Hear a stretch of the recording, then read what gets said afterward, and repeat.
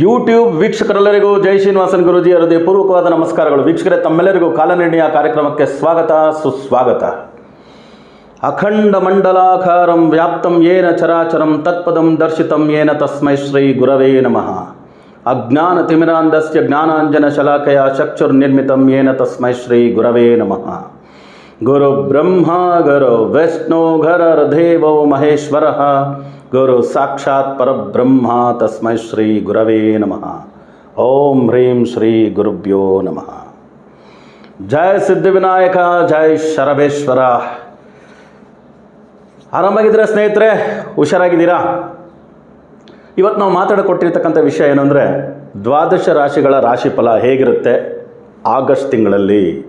So August ತಿಂಗಳ ರಾಶಿ ಭವಿಷ್ಯ 12 ರಾಶಿಗಳ ಮೇಲೆ ಹೇಗಿರುತ್ತೆ ಅನ್ನೋದ್ರ ಬಗ್ಗೆ ಮಾತಾಡಿಕೊಟ್ಟಿದ್ವಿ. ಈ ಕೂಡಲೇ ತಾವೆಲ್ಲ ಜೈ ಶ್ರೀನಿವಾಸನ್ ಟಿ ವಿ ಯೂಟ್ಯೂಬ್ ಚಾನಲ್ನ ಸಬ್ಸ್ಕ್ರೈಬ್ ಮಾಡಿ, ನಮ್ಮ ಎಲ್ಲ ವಿಡಿಯೋಗಳನ್ನ ಲೈಕ್ ಮಾಡಿ, ಎಲ್ಲ ವಿಡಿಯೋಗಳಿಗೂ ತಮ್ಮದೇ ಆದಂಥ ಕಮೆಂಟ್ ಮಾಡಿ ಅಂತ ಹೇಳ್ತಾ ವಿಡಿಯೋಗಳಿಗೆ ಹೋಗೋಣವ ಬನ್ನಿ. ಮೀನ ರಾಶಿಯವರಿಗೆ ಆಗಸ್ಟ್ ತಿಂಗಳ ರಾಶಿ ಭವಿಷ್ಯ ಹೇಗಿರುತ್ತೆ ಅಂತ ನೋಡೋಣ ಬನ್ನಿ. ಮೀನರಾಶಿಯವರಿಗೆ ಆಗಸ್ಟ್ ತಿಂಗಳ ರಾಶಿ ಭವಿಷ್ಯ 1/8/2024 ರಾಶಿ ಕುಂಡ್ಲಿ, 10/8/2024 ರಾಶಿ ಕುಂಡ್ಲಿ, 19/8/2024, 28/8/2024 ಈ 4 ರಾಶಿ ಕುಂಡ್ಲಿಗಳನ್ನ ನೋಡುವಾಗ ಸೊ ಮೀನರಾಶಿಯವರಿಗೆ ಸ್ವಲ್ಪ ತೊಂದರೆ ಆಗ್ತಕ್ಕಂಥ ಸಮಯ. ಓಕೆ, ಒಂದು 30% ಕೆಲವು ತೊಂದರೆಗಳಿಗೆ ಸಿಕ್ಕಾಕ್ಕೋಬೋದು. ರಾಶಿಯಲ್ಲಿ ರಾಹು, 7ನೇ ಮನೆಯಲ್ಲಿ ಕೇತು, ಇದು ಕಾಮನಾಗೆ ಸ್ವಲ್ಪ ತೊಂದರೆ ಕೊಟ್ಟರು. ರಾಶ್ಯಾಧಿಪತಿ ಗುರು, ಭಾಗ್ಯಾಧಿಪತಿ ಗುರು, ರಾಶ್ಯಾಧಿಪತಿ ಗುರು, ಭಾಗ್ಯಾಧಿಪತಿ ಮಂಗಳ, ಗುರು ಮಂಗಳ ಯೋಗ. ಆದ್ದರಿಂದ 70% ಓಕೆ. ಬಟ್ 3ನೇ ಮನೆಯಿದ್ದಾರೆ ಅನ್ನೋದ್ರಿಂದ ಪರ್ಸೆಂಟೇಜ್ ಕಡಿಮೆ ಆಗ್ಬೋದು ಅಷ್ಟೇ. ಇನ್ನು ಮಿಕ್ಕಿದ ಹಾಗೆ ಅಂಥ ದೊಡ್ಡ ತೊಂದರೆಗಳು ಇಲ್ಲಿ ಏನೂ ಕಾಣಿಸ್ತಾ ಇಲ್ಲ. ಯಾಕೆಂದರೆ ಪೂರ್ವ ಪುಣ್ಯಾಧಿಪತಿ ಚಂದ್ರ 4ನೇ ಮನೆಯಲ್ಲಿ ದಿನ ದಿನ ಬದಲಾವಣೆ ಆಗ್ತಕ್ಕಂಥ ಗ್ರಹ. ಸೊ ರಾಶ್ಯಾಧಿಪತಿ ಗುರು, ಆಮೇಲೆ ಕರ್ಮಾಧಿಪತಿ ಕೂಡ ಅವ್ರನ್ನ ತಗೋಬೋದು. ಅವರು ಪೂರ್ವ ಪುಣ್ಯಾಧಿಪತಿ, ಧನಸ್ಥಾನಾಧಿಪತಿ ಮತ್ತು ಭಾಗ್ಯಾಧಿಪತಿ ಜೊತೆ ಇರತಕ್ಕಂಥದ್ದು. ಆಗ ಮೀನರಾಶಿಗೆ ಗುರು ಅಂತ ತಗೊಂಡ್ರು 2 ಕಾರಕತ್ವ ಪ್ಲಸ್ ಪಾಯಿಂಟ್ಸು. ರಾಶ್ಯಾಧಿಪತಿ, ಕರ್ಮಸ್ಥಾನಾಧಿಪತಿ. ಆಮೇಲೆ ಮಂಗಳ ಗ್ರಹ ಅಂದರೆ 2ನೇ ಅಧಿಪತಿ, ವಾಕ್ಸ್ಥಾನಾಧಿಪತಿ, ಧನಸ್ಥಾನಾಧಿಪತಿ ಅಂತಲೂ ತಗೋಬೋದು, ಭಾಗ್ಯಾಧಿಪತಿ ಅಂತಲೂ ತಗೋಬೋದು. ಅದರಿಂದ ಮೀನರಾಶಿಗೆ ತುಂಬ ಅದೃಷ್ಟ ಕೊಡ್ತಕ್ಕಂಥ ಗ್ರಹಗಳು ಗುರು ಮತ್ತು ಮಂಗಳನೇ. ಗುರು ಮಂಗಳ ಯೋಗ 3ನೇ ಮನೆಯಲ್ಲಿದೆ. ಅದರಿಂದ ಏನು ಯೋಚನೆ ಮಾಡೋ ಅವಶ್ಯಕತೆ ಇಲ್ಲ. ಒಂದು 70% ಚೆನ್ನಾಗಿರುತ್ತೆ. ಮಿಕ್ಕಿದಾಗೆ ರಾಶಿ ಅಲ್ಲಿ ರಾಹು, ಆಮೇಲೆ ಕೇತು, 12ನೇ ಮನೆಯಲ್ಲಿ ಶನಿ ಗ್ರಹ, ಈ ಗ್ರಹಗಳ ಕಾಂಬಿನೇಷನ್ ಅಂತ ನಾವು ನೋಡುವಾಗ ಸ್ವಲ್ಪ ಇವರಿಗೆ ಆರೋಗ್ಯದ ವಿಷಯಗಳಲ್ಲಿ ಹಿತಶತ್ರುಗಳು, ಇವ್ರ ಮೇಲೆ ಸರ್ಕಾರದ ವತಿಯಿಂದ ಏನಾದರೂ ಕೇಸಸ್ಗಳು ಹಾಕೋದು, ಇಲ್ಲ ಟ್ಯಾಕ್ಸ್ ಸಂಬಂಧವಾದಂಥ ನೋಟಿಸ್ಗಳು ಬರೋದು, ಇದರಿಂದೆಲ್ಲ ಸ್ವಲ್ಪ ತೊಂದರೆಗಳಾಗ್ಬೋದು. ವ್ಯಾಪಾರದಲ್ಲಿರ್ತಕ್ಕಂಥವ್ರಿಗೆ, ಕೆಲಸ ಕಾರ್ಯದಲ್ಲಿ ಪ್ರೈವೇಟ್ ಸೆಕ್ಟರ್ ಕೆಲಸ ಮಾಡ್ತಕ್ಕಂಥವ್ರಿಗೆ ಕಾಮನ್ ಆದಂಥ ಪ್ರಾಬ್ಲಮ್ಸ್. ಓಕೆ, ಅಬ್ನಾರ್ಮಲ್ ಪ್ರಾಬ್ಲಮ್ಸ್ ಇಲ್ಲ. ಆದರೆ ಸರ್ಕಾರದಲ್ಲಿ ಕೆಲಸ ಮಾಡ್ತಿರ್ತಕ್ಕಂಥವ್ರಿಗೆಲ್ಲ ಕೆಲವು ತೊಂದರೆಗಳು ಬರ್ಬೋದು, ನೋಟಿಸಸ್ ಬರ್ಬೋದು. ಕಾಂಟ್ರಾಕ್ಟ್ಸ್ ತಗೊಳ್ತಕ್ಕಂಥವ್ರು, ಸರ್ಕಾರದ ಉದ್ಯೋಗಿಗಳು, ಸ್ಟೇಟು, ಸೆಂಟ್ರಲ್ ಗೌರ್ಮೆಂಟ್, ಇವರೆಲ್ಲರಿಗೂ ಕೂಡ ಸ್ವಲ್ಪ ತೊಂದರೆಗಳಾಗ್ಬೋದು. ಆರೋಗ್ಯದ ವಿಷಯಗಳಲ್ಲೆಲ್ಲ ಸ್ವಲ್ಪ ಏರ್ಪೇರಾಗ್ತಕ್ಕಂಥ ಚಾನ್ಸಸ್ಸು ಕೂಡ ಇವ್ರಿಗುಂಟು. ಅದರಿಂದ ಆರೋಗ್ಯದ ವಿಷಯಗಳಲ್ಲಿ, ಆಮೇಲೆ ಹಿತಶತ್ರುಗಳು, ಓಕೆ, ಅವರು ಸಂಬಂಧಿಕರಲ್ಲೇ ಇವರಿಗೆ ತೊಂದರೆ ಕೊಡ್ತಕ್ಕಂಥದ್ದು, ಇವೆಲ್ಲಗಳು ಆಗಿ ಇವರು ಮಾನಸಿಕವಾಗಿ ಕುಗ್ಗೋಗೋ ಥರ ಡಿಪ್ರೆಷನ್ಸು, ನಿದ್ದೆ ಇಲ್ಲದೆ ಹೋಗೋದು, ಫುಡ್ಡು ವೇರಿಯೇಷನ್ ಆಗ್ತಕ್ಕಂಥದ್ದು, ಪ್ರಯಾಣಗಳು ಹೆಚ್ಚಿದ್ದು ಪ್ರಯಾಣಗಳಲ್ಲಿ ಆಕ್ಸಿಡೆಂಟ್ಗಳಾಗ್ತಕ್ಕಂಥದ್ದು, ಇವೆಲ್ಲ ಇವರಿಗೆ ಮಾನಸಿಕ ವೇದನೆಯನ್ನು ಕೊಡ್ಬೋದು. ಅಣ್ಣ ತಮ್ಮ, ಅಕ್ಕ ತಂಗಿ, ಇವ್ರುಗಳ ಜೊತೆ ಎಲ್ಲ ಭಿನ್ನಾಭಿಪ್ರಾಯಗಳು ಜಾಸ್ತಿ ಬರ್ಬೋದು. ಯಾಕೆ, ಈವನ್ ಗಂಡ ಹೆಂಡ್ತಿರ ನಡುವೆ ಕೂಡ ಸಂಬಂಧಗಳು ಅಳಿಸೋ ಚಾನ್ಸಸ್ ಉಂಟು.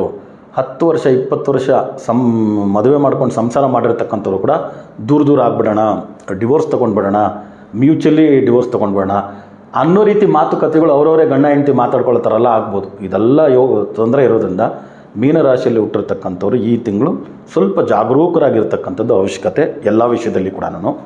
ಬಟ್ ಹಣಕಾಸಿನ ವಿಷಯ, ವ್ಯಾಪಾರದಲ್ಲಿರ್ತಕ್ಕಂಥವ್ರಿಗೆಲ್ಲ ಏನೇನು ಟೈಮ್ಗೆ ದುಡ್ಡು ಕಾಸು ಬರಬೇಕು ಅದೆಲ್ಲ ಬಂದು ಹೋಗ್ತಾ ಇರ್ತದೆ, ನಡೀತಾ ಇರುತ್ತೆ. ಬೈಯಿಂಗ್, ಸೆಲ್ಲಿಂಗ್, ಶೇರ್, ಸ್ಟಾಕ್ ಮಾರ್ಕೆಟಲ್ಲಿರೋರೆಲ್ಲ ನಾರ್ಮಲ್ ಆದಂಥ ಪ್ರಾಫಿಟ್, ನಾರ್ಮಲ್ ಆದಂಥ ಲಾಸ್, ಅಂದರೆ ಅಬ್ನಾರ್ಮಲ್ ಯಾವುದೂ ಕಾಣಿಸ್ತಿಲ್ಲ ಫಿನಾನ್ಷಿಯಲ್ ವಿಷಯದಲ್ಲಿ. But when it comes to ಸಂಬಂಧಗಳು ಇವೆಲ್ಲ ಅನ್ನುವಾಗ ತೊಂದರೆಗಳು ಹೆಚ್ಚಾಗಿರೋದ್ರಿಂದ, ಹೆಲ್ತ್ ರಿಲೇಟೆಡ್ ಪ್ರಾಬ್ಲಮ್ ಹೆಚ್ಚಾಗಿರೋದ್ರಿಂದ ಮೀನರಾಶಿಯಲ್ಲಿ ಹುಟ್ಟಿರೋರಿಗೆ ನಾರ್ಮಲಿ ದೈವ ಭಕ್ತರಾಗೇ ಇರ್ತಾರೆ. ಆಮೇಲೆ ಯಾವುದಾದ್ರೂ ಒಂದು ದೇವಸ್ಥಾನ, ಪೂಜೆ, ಗುರುಗಳು, ಇದರ ಯೋಗ ಅವ್ರಿಗಿದ್ದೇ ಇರುತ್ತೆ. ಆವಾಗ ನೀವು ಯಾರನ್ನ ಪೂಜೆ ಮಾಡ್ಕೊಂಡು ಬಂದಿರ್ತಿರೋ ದೇವರುಗಳು, ಆ ದೇವಸ್ಥಾನಗಳಿಗೆ ಹೋಗ್ತಕ್ಕಂಥದ್ದನ್ನ ಮಾಡಿ. ಸೊ ಎಲ್ಲೇ ಬಿಸ್ನೆಸ್ ವಿಷಯವಾಗಿ ಎಲ್ಲಾದರೂ ಕೆಲಸ ಕಾರ್ಯಗಳಿಗೆ ಹೋದಾಗ ಅಲ್ಲಿನ ಶ್ರೀ ಕ್ಷೇತ್ರಗಳು ಅಕ್ಕಪಕ್ಕದಲ್ಲಿರ್ತಕ್ಕಂಥ ಗುಡಿ ಗೋಪುರಗಳಿಗೆ ದೇವಸ್ಥಾನಗಳಿಗೆ ಭೇಟಿ ಕೊಟ್ಟು ದೇವಸ್ಥಾನಗಳಿಗೆ ಹೋಗಿ ದೇವ್ರ ದರ್ಶನ ಮಾಡಿ, ದೇವಸ್ಥಾನಕ್ಕೆ ಭೇಟಿ ಕೊಡೋದಲ್ಲ, ದೇವ್ರ ದರ್ಶನ ಮಾಡಿ ಅಲ್ಲಿ ದೇವರ ಆಶೀರ್ವಾದ ಪಡ್ಕೊಂಡು ಬರೋದು ಮುಖ್ಯ. ಅದೇ ರೀತಿ ಮೀನರಾಶಿಯಲ್ಲಿ ಹುಟ್ಟಿರ್ತಕ್ಕಂಥವ್ರಿಗೆ ಗುರುನೇ ಅಧಿದೇವತೆ ಅನ್ನೋದ್ರಿಂದ ದಕ್ಷಿಣಾಮೂರ್ತಿ, ಶಿವನ ಪುರಾತನವಾದಂಥ ಶಿವನ ದೇವಸ್ಥಾನದಲ್ಲಿ ದಕ್ಷಿಣಾಭಿಮುಖವಾಗಿ ದಕ್ಷಿಣಾಮೂರ್ತಿನ ಇಟ್ಟಿರ್ತಾರೆ. ಕಡಲೆಕಾಳಿಂದ ಹಾರ ಮಾಡಿ ಹಾಕಿ ಕಡಲೆಕಾಳು ಪ್ರಸಾದವನ್ನು ನೈವೇದ್ಯ ಇಟ್ಟು ಪ್ರಸಾದ ಮಾಡಿ ಅಲ್ಲಿರ್ತಕ್ಕಂಥವ್ರಿಗೆಲ್ಲ ಹಂಚಿ ಬರೋದು ಉತ್ತಮ. ಗುರುಗಳ ದೇವಸ್ಥಾನ ಅದು ಯಾವುದಾದ್ರೂ ಪರವಾಗಿಲ್ಲ, ದಕ್ಷಿಣಾಮೂರ್ತಿಗೆ ಇಟ್ಟು ಮಾಡ್ತಕ್ಕಂಥದ್ದು ಅದು ವಿಶೇಷವಾಗಿ ಶಿವನ ದೇವಸ್ಥಾನದಲ್ಲಿದ್ದು ಮಾಡ್ತಕ್ಕಂಥದ್ದು ತುಂಬ ವಿಶೇಷ. ಇಲ್ಲ ಅಂದರೆ ನೀವು ಸ್ವಾಮಿ ಸಮರ್ಥ ಆಗ್ಬೋದು, ರಾಯರಾಗ್ಬೋದು, ಇಲ್ಲ ಸಾಯಿಬಾಬಾ ಆಗ್ಬೋದು, ಇಲ್ಲಿ ಅದೇ ದೇವಸ್ಥಾನಗಳಿಗೆ ಈ ಕಡಲೆಕಾಳನ್ನ ಪ್ರಸಾದವನ್ನು ಕೊಟ್ಟು ಅವರೇ ಮಾಡಿ ಅಲ್ಲಿ ನೈವೇದ್ಯ ಮಾಡಿ ಪ್ರಸಾದ ಕೊಟ್ಟರೆ ನೀವೆಲ್ಲ ಕಡೆ ಹಂಚಿ ಬರತಕ್ಕಂಥದ್ದನ್ನು ಮಾಡ್ತಕ್ಕಂಥದ್ದು ಕೂಡ ತುಂಬ ಒಳ್ಳೆಯದಾಗುತ್ತೆ. ಇದನ್ನು ಮಾಡಿ. ಇನ್ನು ಪ್ರಾಣಿ ಪಕ್ಷಿಗಳು ಅಂತ ನೀವು ನೋಡಿದಾಗ ಮಾವುತರಿಗೆ, ಆನೆಗೆ ನಿಮ್ಮ ಕೈಯಲ್ಲಾದಷ್ಟು ಡೊನೇಷನ್ ಕೊಡೋದು ಉತ್ತಮ. ಆನೆಯನ್ನು ಸಾಕ್ತಕ್ಕಂಥ, ಆನೆಯನ್ನು ನೋಡ್ಕೊಳ್ತಕ್ಕಂಥ ಟೇಕ್ ಕೇರರ್ ಮಾವುತರು ಯಾರಿದ್ದಾರೋ ಅವ್ರಿಗೂ ಕೂಡ ನೀವು ಒಂದು ವಸ್ತ್ರಗಳಾಗ್ಬೋದು, ಅವರ ಮನೆಯವ್ರಿಗೆ ಏನಾದರೂ ಒಂದು ಸಹಾಯ ಮಾಡ್ತಕ್ಕಂಥದ್ದನ್ನು ಮಾಡೋದ್ರಿಂದ ಮೀನರಾಶಿಯವ್ರಿಗೆ ಏನೇ ನೆಗೆಟಿವಿಟಿ ಇದೆಯೋ ಅದು ಸರಿ ಹೋಗುತ್ತೆ, ಒಳ್ಳೆಯದಾಗುತ್ತೆ. ಸೊ ಎಲ್ಲ ಬಲ್ಲ ಸಿದ್ಧಿವಿನಾಯಕ ಶರವೇಶ್ವರ ಸ್ವಾಮಿ ತಮ್ಮೆಲ್ಲರಿಗೂ ಸಕಲ ಸೌಭಾಗ್ಯಗಳನ್ನ, ಆಯುರಾರೋಗ್ಯ ಅಷ್ಟೈಶ್ವರ್ಯಗಳನ್ನ ದಯಪಾಲಿಸಲಿ ಅಂತ ಬೇಡ್ಕೊಳ್ತಾ ಮತ್ತೆ ಹೊಸ ವಿಡಿಯೋಗಳೊಂದಿಗೆ ತಮ್ಮನ್ನು ಭೇಟಿ ಮಾಡ್ತೀನಿ. ಅಲ್ಲಿವರೆಗೂ ಹುಷಾರಾಗಿರಿ, ಆರಾಮಾಗಿರಿ ಅಂತ ಹೇಳ್ತಾ ತಮ್ಮಿಂದ ಬಿಡುಗಡೆ ತಗೊಳ್ತಿರೋದು ತಮ್ಮೆಲ್ಲರ ಜಯ ಶ್ರೀನಿವಾಸನ್ ಗುರುಜಿ.